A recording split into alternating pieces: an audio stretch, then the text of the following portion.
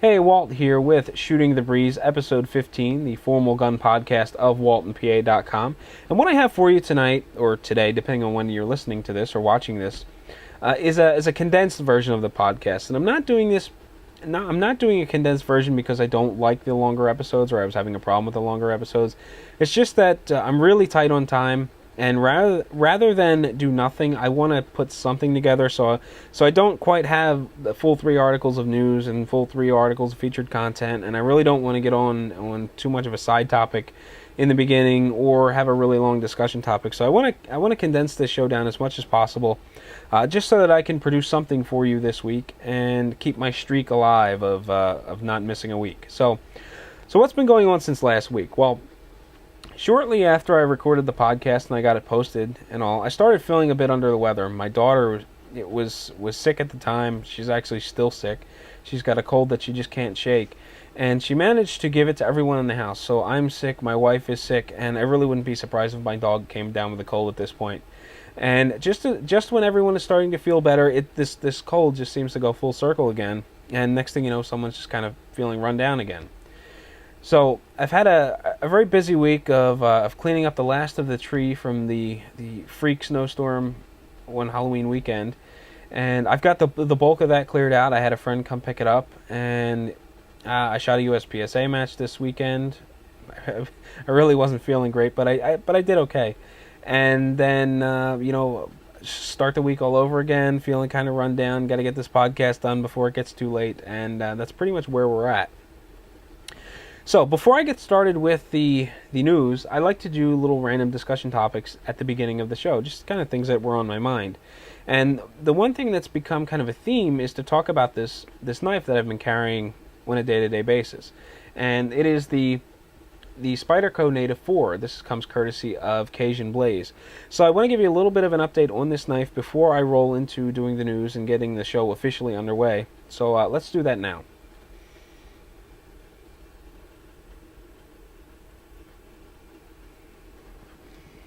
I've been carrying the Native 4 around for about a week. It was a replacement to the Spyderco Delica 4, which I really enjoyed, and I carried for between 5 and 6 weeks. And I'm going through a rotation of 3 knives as everyday carry gear. The first was the Spyderco Delica 4, now is the Spyderco Native, and I have a buck knife that I'm going to carry when this review process is over. So, pros and cons of this knife as I've seen for the first week. Now, the Delica 4, which I just happen to have beside me, is shaped a little bit different, but the big difference that I noticed is that this knife, the Delica 4, is much lighter than this knife, the Native 4. So when this is in my pocket or clipped to my pocket, it feels kind of heavy. It's not like this knife weighs a ton, or like I've got a brick in my pocket, but you can definitely feel the weight pulling down on the pocket as opposed to the Delica 4, which is much lighter. The only thing that I've found about this knife that I really dislike, I shouldn't really say really dislike, but what kind of bothers me is that if you look at this knife head on, you can see that Spyderco has these cutouts in their blades. Well, in the Delica 4, the cutout rides nice and high. And the action of the knife worked really well because it's just a matter of sliding your thumb over, and I can get the pad of my thumb falls completely into the hole, and it's just a matter of flipping a thumb and opening the knife.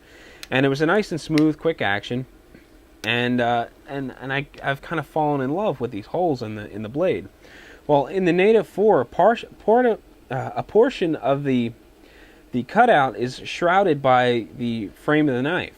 And what happens is when I slide my thumb across the knife, or across the frame to hit that hole like I did with the Delica, sometimes I miss it completely, so my thumb kind of glances off, and when I do catch it, I'm catching just a little piece of my thumb under the tip or the quadrant of the hole. So it makes the action of the knife seem much slower than the Delica 4.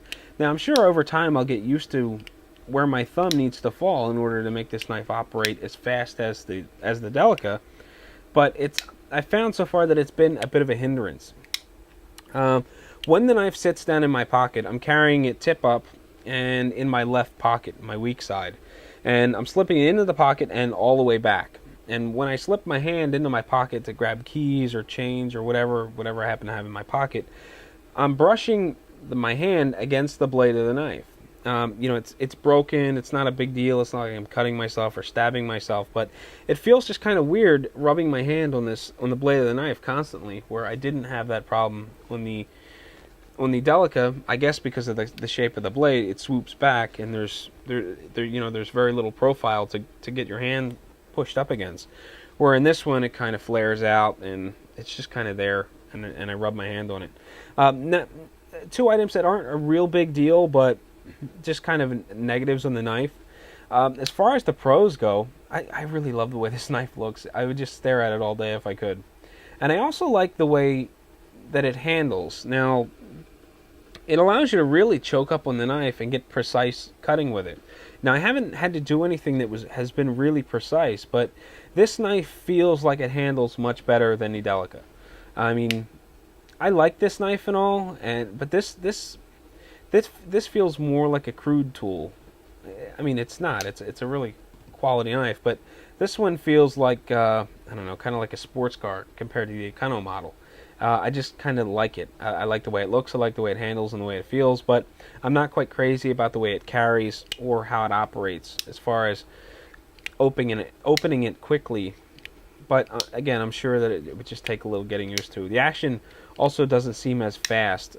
Part of that is probably because I'm not engaging as much of my thumb into the hole, and part of it is probably that I haven't opened and closed it, in excess of 1,000 times, playing with the knife, just loosening the action. So as I play with this thing more and more, I'm sure the action will smooth up and begin and, I don't know, glide a little more freely. But that's what I think of the Spyderco Native 4 after a week's worth of testing. I really haven't done a whole lot of cutting with it. I'm using it where I can, but it's just kind of my impression at this point is just the way it handles, and I'll try to do more cutting with it later, and we'll talk more about the sharpness retention of the blade, or how the blade retains sharpness and things like that. So with that said, let's get rolling and into the news.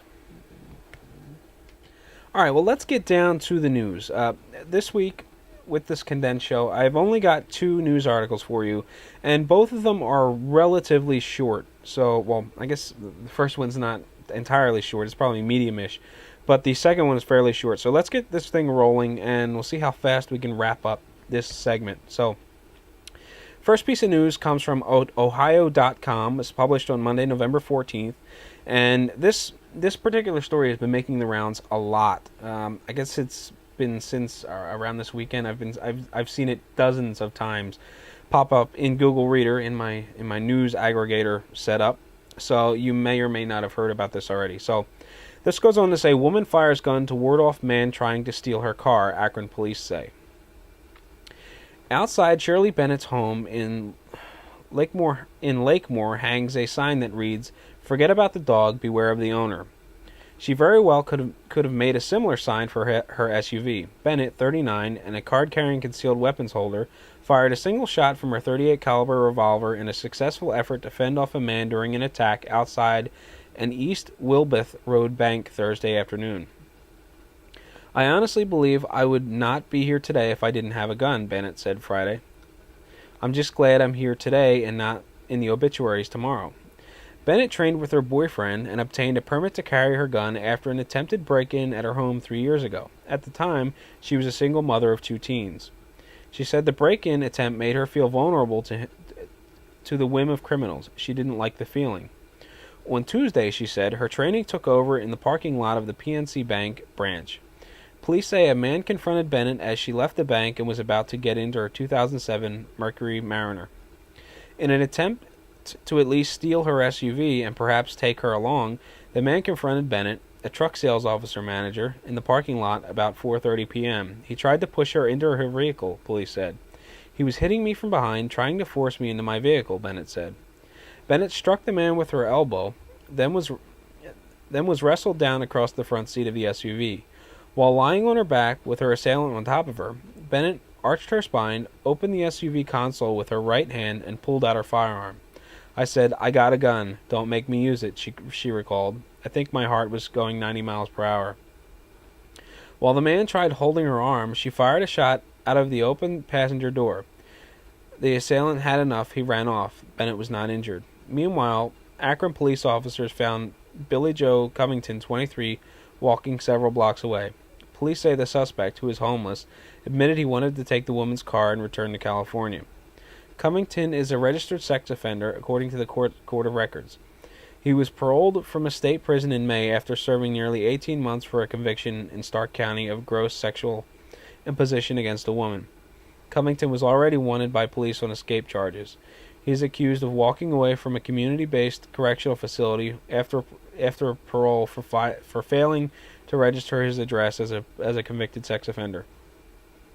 Jim Irvin, chairman of the Buckeye Firearms Association, which advocates for concealed carry laws in Ohio, said instances of attacks or robberies are far more common than some people realize. As a result, more citizens are arming themselves, he said. Ohio recently set another record with the number of concealed carry permit holders. According to figures released this month by Ohio Attorney General's office, more than 253,000 people are licensed to carry a gun, more than double the number licensed in 2007. Irvin said the state's concealed carry laws, first enacted in 2004, continue to protect ordinary citizens like Bennett. We've seen enough abductions to know they're... Okay, let me try that paragraph over. We've seen enough abductions to know that they're not going to be taken someplace for a minute, he said. It's not going to have a happy ending. And frankly, I'd rather read about someone defending their life than someone being killed by an attacker. So, kind of an interesting story. If I were a good podcaster, I would have looked up Ohio law and determined whether or not she was legally permitted to carry within the bank. Here in Pennsylvania, we are permitted to carry in banks.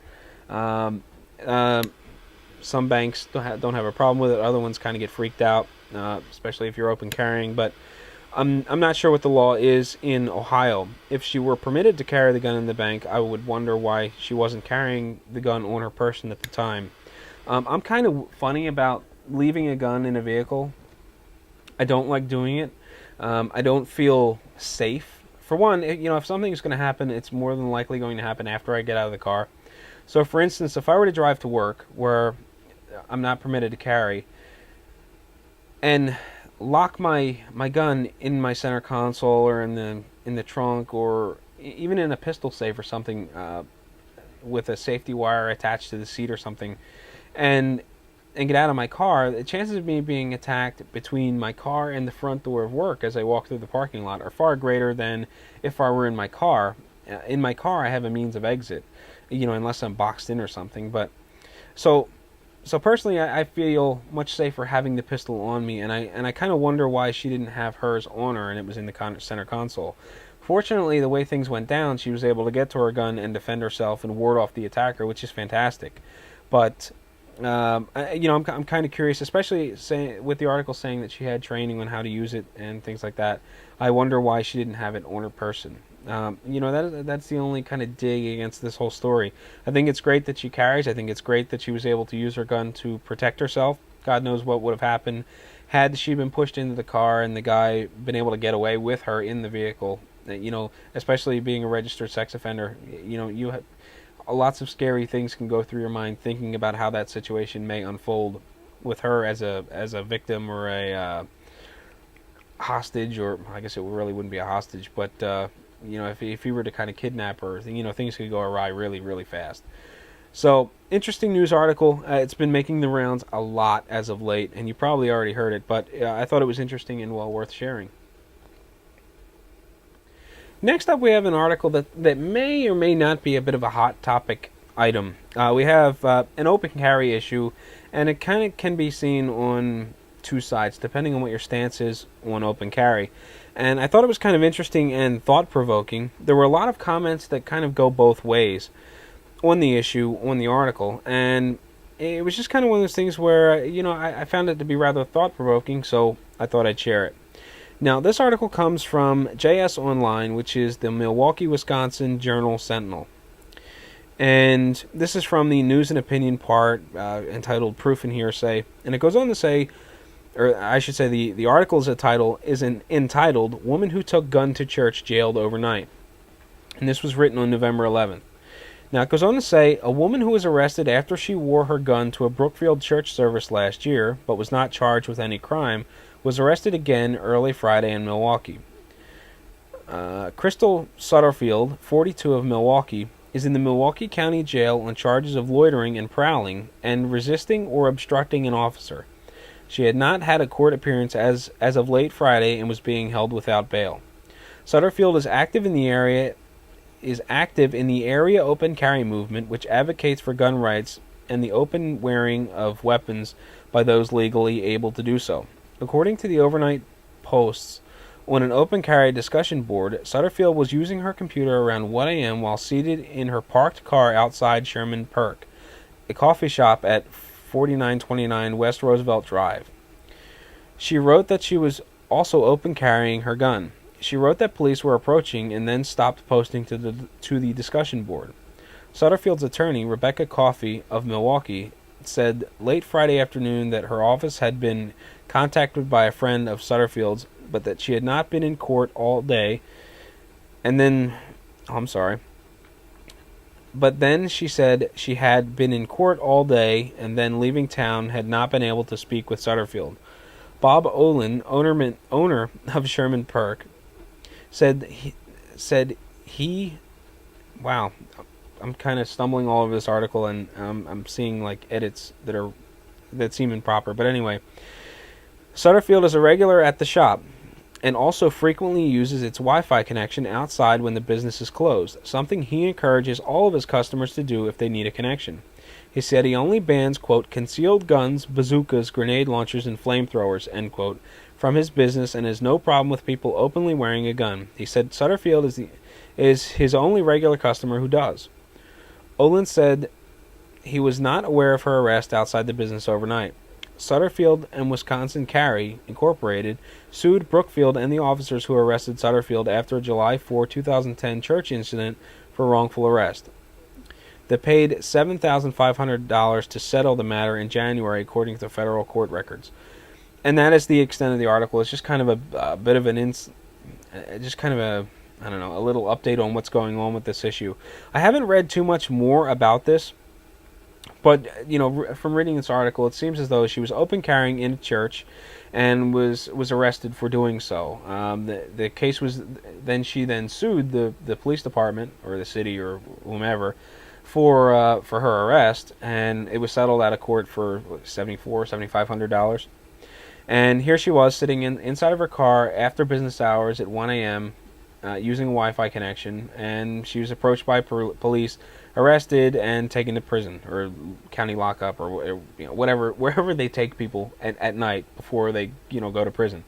So she's taken to jail, and that's kind of where the article ends.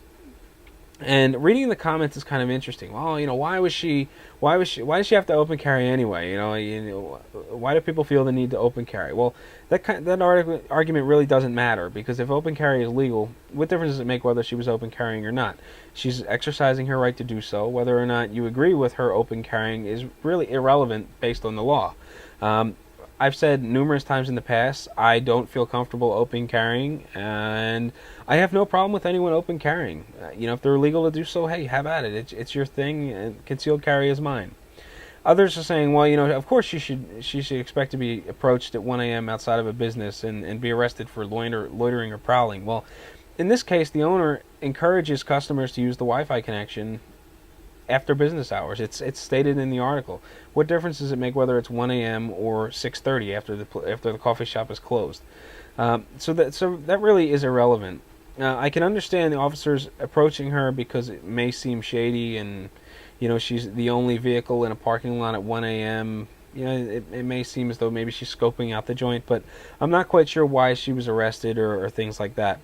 Reading through the comments, there was an update on what was going on. Apparently, someone was keeping an eye on the county website, or like Pennsylvania has this portal where you can keep an eye on things that are going on, public records, and it seems as though someone was doing the same thing for this case.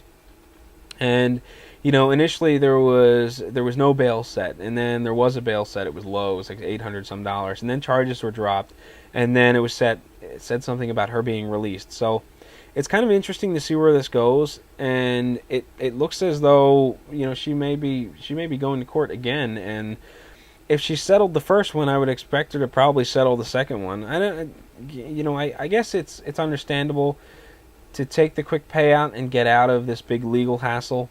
But you know, if you're for the open carry movement and you're trying to, you know, to make open carry more acceptable in society, and you want to make a difference, I would think that you would want to push all the way through and get some case law on the books, and not just settle out of court where, you know, there's nothing to for the next guy to reference because it was all settled out of court and there was no official court ruling. So I'm not quite sure where this one's going. I mean, I don't want to say it looks like she's trying to make a quick buck or anything like that, because you know, obviously she believes in open carry and the open carry movement, and she is, you know, she's pro-gun and she's exercising her rights regardless. But you know, the mention of them settling for $7,500 in the first matter just seems kind of awkward, because what does the lawyer get? A third of that, you know, and then you know, the lawyer gets a percentage, and then there's all the fees associated with it. So, you know, while they may have settled for $7,500, she may have only walked away with a couple hundred. You know, I've seen instances in the past where, you know, there was this big settlement, you know, and then with all the court costs and the legal fees and things like that, the person that settled winds up walking away with a couple $100. It's, you know, it's so seeing a $7,500 settlement doesn't mean she got a check for $7,500. And maybe she had to settle because costs were getting too high and she couldn't continue to fight, or she couldn't afford to continue to fight the issue. And so, you know, you can't fault her for that. But, you know, I just thought it was kind of interesting. There were a lot of people jumping all over it, and kind of very few people fighting for her or on her side. It was a lot of, I don't know, I guess what you would expect from, you know, the average person, kind of looking at the situation, saying, "Oh, why would she do that? Of course she was approached. Of course she was arrested. You know, why would she open carry anyway?"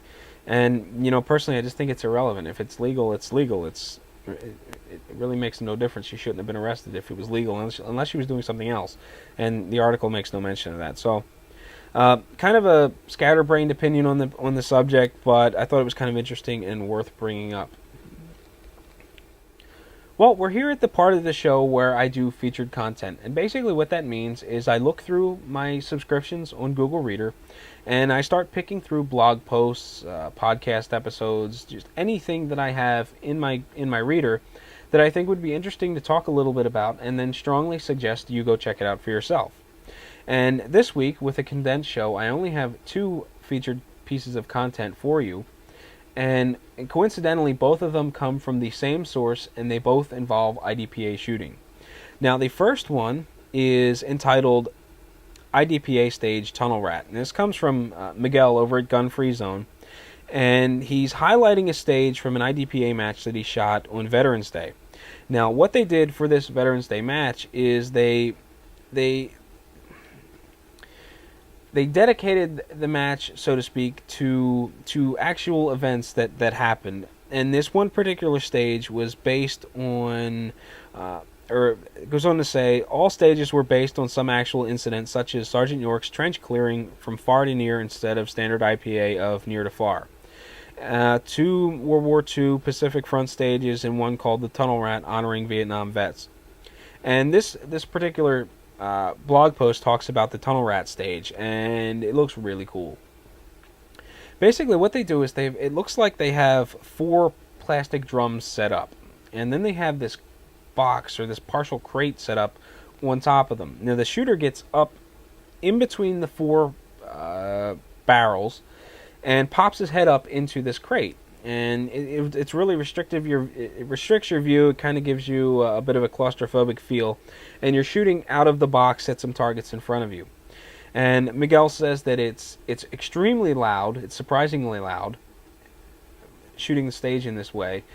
He says that it gets you feeling claustrophobic really fast, and it gives you a great sense of pride for what these people must have gone through, fighting in tunnels and trenches and things like that. And there's some video associated with this, so you should definitely head over to Gun Free Zone and most definitely watch this video. It's really short, but it's a really cool stage design, and that's one of the things that I love about IDPA. I've never shot it, but every time I see something about IDPA, it's some tremendously interesting stage design, whereas the sport that I shoot, USPSA, is a ton of fun. It's really fast paced. It gets moving. It's kind of like a real life video game where you just run around blasting targets and creating a game plan and things like that. It's a lot of fun. But seeing this type of stage design makes me want to give IDPA a try. And at some point next season, when shooting starts again in Pennsylvania, I really think that I'm going to go out and give it a try, because it looks like loads of fun, and this is just one of many very interesting stages. So head on over to Gun Free Zone and check out IDPA stage Tunnel Rat from Miguel. For the second piece of featured content, I also have something from Miguel over at Gun Free Zone, as I had mentioned earlier. And this one is called Lessons Learned If They Are Smart. And when I read this article, it really kind of made me stop and say, And I found it to be tremendously interesting. Basically, what Miguel is saying is that he had an IDPA match recently, and they had a large group of new shooters come out. I think he said that there were about 15. And all of them go through a safety check and things like that. And the premise of IDPA is that you kind of shoot sort of real life scenarios. So, there isn't the stress of real life scenario. However, you're shooting a stage based on real life tactical situations. So a lot of people go with their carry gear to shoot. And if I were to shoot IDPA, I would also do the same thing. I would shoot my carry setup and not my USPSA setup, which is basically a full-size M&P that, while I could carry, I shouldn't have too much trouble carrying a full-size gun, but on a regular basis I carry a subcompact Springfield XD. So if I were shooting IDPA, I would bring my Springfield XD, I would bring my Crossbreed Super Tuck inside the waistband holster, and I would kind of go from there. And a lot of these people found out the hard way that their carry gear wasn't ideal in a stress-induced environment. Now, when you shoot IDPA, it's not like you've got people screaming at you and your heart rate's pounding and you've got an adrenaline dump and everything is a blur because you've got this hostile target coming at you. It's not real life in that sense. But when you involve a shot timer and a group of people watching you shoot, there is a level of stress that kind of gets dumped on you. So what winds up happening is that at this stage, you have people that are finding out the hard way that their carry gear isn't quite what they thought it was. You had a guy that was shooting with a Blackhawk Serpa holster, which has a mechanism on it that you have to depress before the pistol becomes unlocked and can come out. So when you involve some retention and a stress-induced environment, even if it's minimally stressed, like an IDPA match, you had one guy that found out that he really couldn't get the gun out of the holster because his brain and his body were kind of fighting one another. His brain wants to engage the target, and his hand is just trying to yank the gun out of the holster, and it's just not coming out. And then you have another guy that brings 2 magazines, which he normally carries, and one malfunctions and stops working, which very well could have happened in a real life scenario with an attacker present. So it's really interesting to see a safety officer such as Miguel, who seems to run 2 IDPA matches a month and does this quite frequently, where you have new shooters bringing their carry gear and finding out that after having carried this gear for however long, whether it be a couple of weeks to a couple of years, they get it out and they try using it in a match, and then they start finding malfunctions or not necessarily malfunctions, but things that don't just quite work the way they do when you're nice and relaxed and when you're at the range shooting with absolutely no stress at all. So I know that my Springfield XD works at the range. It's in a stress-free environment when I'm just kind of drawing from the holster and slowly blowing holes in targets. It works, and I've had no problems with it. Add in a little bit of stress from a shot timer and a crowd standing behind you, and I may find out that it's a complete different ball game with my carry setup. So it's a really interesting way to test your gear in shooting IDPA. Now, I shoot USPSA, but that's not the same thing. The gun that I shoot in production, which is just a off-the-shelf production Smith & Wesson M&P, is not the gun that I carry. While I could carry it, and probably without too much trouble, I'd choose to carry a subcompact pistol made by Springfield Armory. It's an XD subcompact. But reading this really makes me want to get out to an IDPA match, not only because the stages are incredibly interesting, but just to test my carry gear, because, shooting USPSA, I mean, I guess I could shoot my subcompact XD, but I don't think inside the waistband holsters are permitted. I think they are in IDPA. Regardless, there's a cover garment that may get snagged up in your pistol and things like that. But it's kind of an eye opener to read this article and think, what if something goes wrong with my carry gear? So I would love to get out and shoot an IDPA match with my carry gear to make sure that everything works as it's supposed to. So definitely an interesting article, well worth reading, and it's very thought-provoking. So head over to Gun Free Zone and check out what Miguel has to say on the subject. Well, it is time for the cigar and drink pairing of the episode. This is actually one of my favorite segments because I get to talk about something that I'm also passionate about, which is cigars. And this week I have something a little bit different. For weeks upon weeks, I've been doing just the same coffee that my wife wound up buying a boatload of. Well, while we still have a ton of this stuff that seems to be reproducing constantly, I've been drinking buckets of tea ever since I started feeling under the weather. Nothing fancy, just great value Walmart brand tea bags. I tried loose leaf tea at one point in time, and while I thought it was very good, I found it was a lot of work to take loose leaf tea and to put it into a cotton, just kind of a cotton bat, and it just became a lot of work. So I gravitated away from the loose leaf tea, and I started getting into coffee more and more. At one point in time, I was drinking, I guess it would be kind of like boutique, single source or single region coffees, and then I gravitated away from that to the K-Cups due to convenience, and now that I'm drinking tea because I'm not feeling well, I'm just drinking this off-the-shelf store-bought stuff. Nothing fancy at all. Just brewing the tea up, putting a little bit of honey in there to coat my throat, and calling it a day. So no real fancy beverage to talk about, but it's not coffee, so that's a plus. Or at least it's a bit of a change of pace. It's a bit of a change of pace. For the cigar, I have the Oliva Serie V Maduro Especial 2011. Now, the Oliva Serie V came out, 2006 or so, and it did really well. I went to a couple of launch dinners. I had a great time. I loved the cigar, and one of the things that a lot of people were saying was, wow, I really like the cigar. I wish a Maduro would come out. And instead of doing a standard production Maduro, Oliva decided to do an annual release. Now, I don't remember how many thousand boxes are made every year. I think it's like 10,000 10-count boxes. And every year they come out with this release. Well, it seems to be a little different from year to year. The 2008 was spectacular. 2009 was also fantastic. I still have a couple left. They are very, very good cigars, very rich, very just delicious cigars.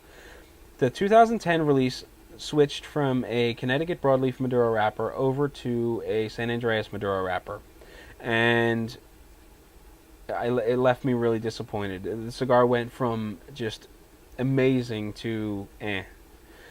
And I kind of was fading away from the Serie V brand or the Serie V Maduro because I wasn't crazy about the 2010 release. And then the 2011 comes out. I find out it has the same wrapper as the 2010, the San Andreas Maduro. So I wasn't really crazy about trying it. However, there was a filler tweak along the way, and I've got one here. Now, this cigar it seems to be leaps and bounds better than the 2010 edition, but not as good as the 2009. It's not quite as rich as the earlier versions, but it is very flavorful, has a nice bold taste, medium to full-bodied, full-flavored, coats the palate well, smokes really nice, and one of the absolute best things about this cigar, I think, is the shape. It is just a standard Parejo shape, which means it's kind of like it's got a flat cap and some rounded shoulders. All of the other releases have been torpedoes. And one of the things I find with Oliva product is when it comes to torpedoes, I don't typically like them. It seems as though there's not a lot of material removed from the cigar, and then it's compressed into this torpedo shape, which means it's got a tapered head. So the cigar is put into the mold and then crushed into this shape, and it just feels like they're just way too packed at the head. No matter how much of that torpedo shape you cut off, it seems to be overly compacted, and I never get a decent draw. Well, this year they moved away from the torpedo, which I thought was fantastic, and they've got this straight shape, and it is smoking beautifully. I'm getting good draw, good smoke flow, things like that. So I think the change in shape was awesome. I'm really happy about that. It's not quite as good as those 2009s and 2008s, but it is a hell of a lot better than 2010. Personally, I think that anyway. As far as flavor profile goes, it's got a nice kind of bittery chocolate flavor that you get in a lot of Maduro cigars. It's got a bit of coffee tone to it. The tea that I'm drinking is, I think I may have put a little too much honey in it because it's a little sweet, but it seems to be doing really well with the cigar. It's got some nice bitterish Maduro tones, and it's not being overpowered by the overly sweet tea, which isn't really overly sweet, but sweeter than I typically drink it.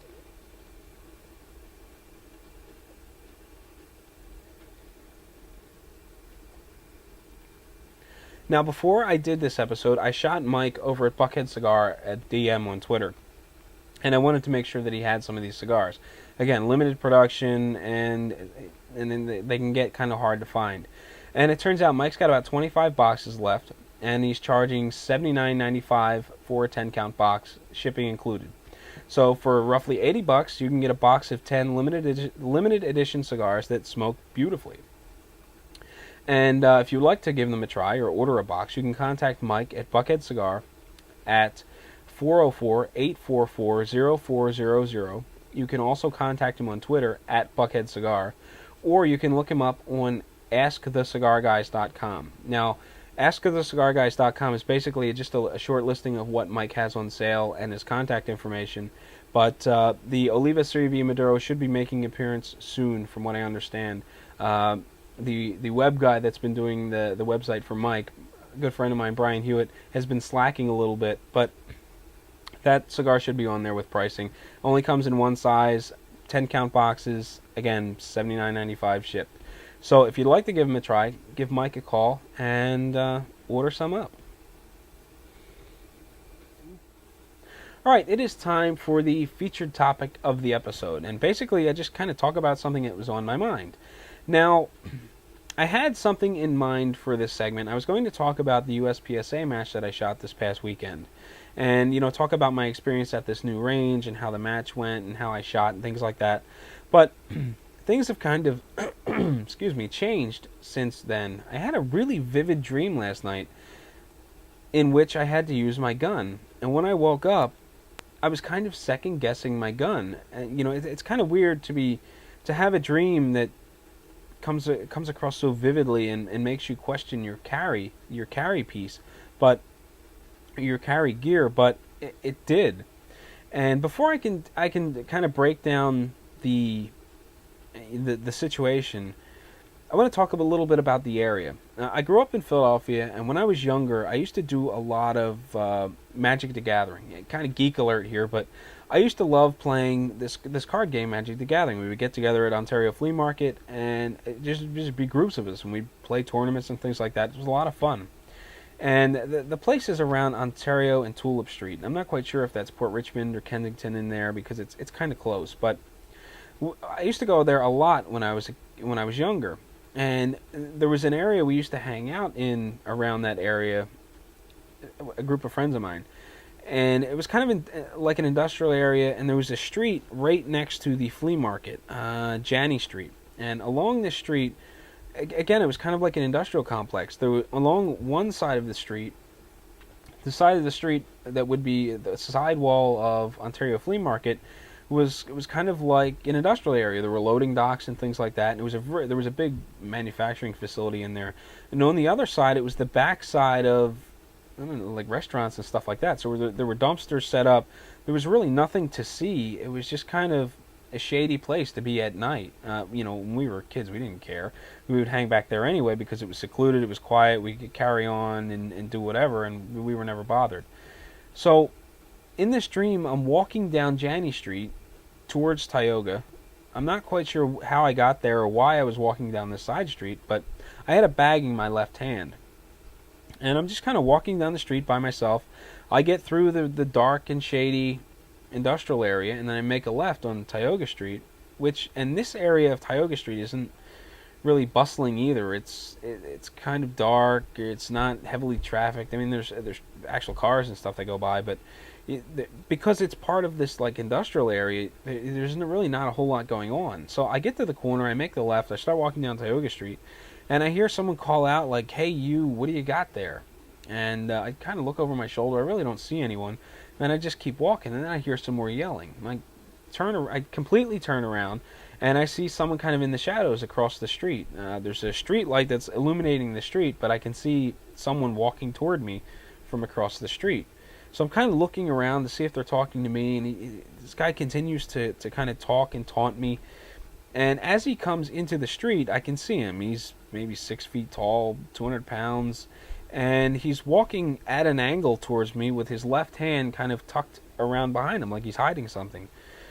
So, I'm kind of getting a little concerned at this point, and I start kind of walking backwards away from him, and I say, "What do you want?" He said, "What do you got there? What are you doing? What do you got?" And he keeps walking towards me. And I'm getting kind of nervous. I'm backing away, and he's walking a little bit faster. And, I see his left arm sort of move out in front of him. He's got a knife in his hand. And, now I'm starting to get concerned. I drop the bag in my left hand, and I kind of put my left hand forward, and I stick my right hand in my pocket. And I'm telling him, "I don't know who you are. I don't know what you want. Just leave me alone. Stay away from me. Back off." And he keeps coming. And he's getting closer and closer. And at this point, I'm walking backwards as fast as he's walking towards me. He passes my bag, doesn't pick it up, and continues at me. So at this point, I get really freaked out, and I pull my gun. I pull my Smith & Wesson Bodyguard out of my pocket. And just as I practiced at the range, the gun clears the pocket holster. With my thumb, I trip the safety. With my index finger, I hit the little button to turn the laser on. And my left hand comes in, meets the gun, and I press out. And now I'm yelling at him to stay away, get back, and he keeps coming forward. So at this point, I feel like I've got no other choice. He's getting close. He can stab me with this knife, and I fire around. The little red dot is on his chest. The gun goes off. It seems much quieter than it would be in real life. And I see the bullet, or I don't see the bullet, but I see an impact on his chest. He kind of shrugs a little bit and keeps coming at me. And I'm kind of freaking out even more. The guy just took a shot to the chest, and he's still coming at me. I squeeze another round off. I hit him in the chest, and now I can see his dark shirt kind of glistening. He's bleeding. I hit him. Definitely hit him. There's blood coming out of his chest. He's still coming at me. He's getting much, much closer at this point, and I don't know what to do. He's taken 2 shots of 380s to the chest. So I raise the gun. I put the dot in his face. I think I put the laser kind of like right below his nose, in his lip area. And I pull the trigger to fire one more round. My alarm goes off. I wake up freaked out. I've got adrenaline pumping, my heart is pounding, and I'm a bit freaked out. Now, normally, I have really weird dreams, but nothing like this that I can ever remember. So I'm kind of freaked out, and I'm looking back at everything that happened in this dream, and I'm asking myself, what could I have done differently? Obviously, I shouldn't have been in this really shady part of town, but I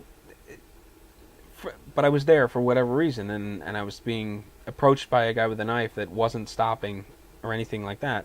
So, and the part that makes me start questioning my carry gears, I'm wondering, why did that round sound so quiet? Well, it was a dream, so you really can't kind of focus on that too much. And then I start wondering, well, is 380 big enough? Should I have been carrying my 40 Smith & Wesson Springfield XD? Would that have put him down in one shot? Why did it take 2 shots to the body, and then, I woke up before the last round hit him? But, all day I was kind of wondering, is this tiny little pocket pistol enough? Up until this point, I just haven't worried about it. I've got friends that carry 25s. I've got a friend that carries a 32.